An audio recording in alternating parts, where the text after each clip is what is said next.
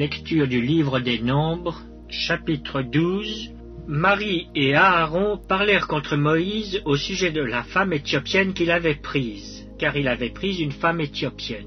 Ils dirent: Est-ce seulement par Moïse que l'Éternel parle? N'est-ce pas aussi par nous qu'il parle? Et l'Éternel l'entendit. Or, Moïse était un homme fort patient, plus qu'aucun homme sur la face de la terre. Soudain l'Éternel dit à Moïse, à Aaron et à Marie: Allez, vous trois, à la tente d'assignation. Et ils y allèrent tous les trois. L'Éternel descendit dans la colonne de nuée, et il se tint à l'entrée de la tente. Il appela Aaron et Marie, qui s'avancèrent tous les deux, et il dit: Écoutez bien mes paroles.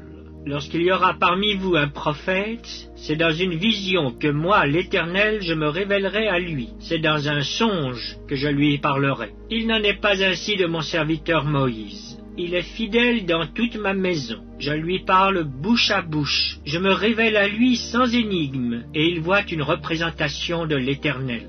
Pourquoi donc n'avez-vous pas craint de parler contre mon serviteur, contre Moïse? La colère de l'Éternel s'enflamma contre eux, et il s'en alla. La nuée se retira de dessus la tente. Et voici, Marie était frappée d'une lèpre, blanche comme la neige. Aaron se tourna vers Marie, et voici elle avait la lèpre. Alors Aaron dit à Moïse: De grâce, mon Seigneur, ne nous fais pas porter la peine du péché que nous avons commis en insensé et dont nous nous sommes rendus coupables. Oh, qu'elle ne soit pas comme l'enfant mort-né dont la chair est à moitié consumée quand il sort du sein de sa mère. Moïse cria à l'Éternel en disant: Ô Dieu, je te prie, guéris-la. Et l'Éternel dit à Moïse: Si son père lui avait craché au visage, ne serait-elle pas pendant 7 jours un objet de honte? Qu'elle soit enfermée 7 jours en dehors du camp, après quoi elle y sera reçue. Marie fut enfermée 7 jours en dehors du camp, et le peuple ne partit point jusqu'à ce que Marie y fût rentrée.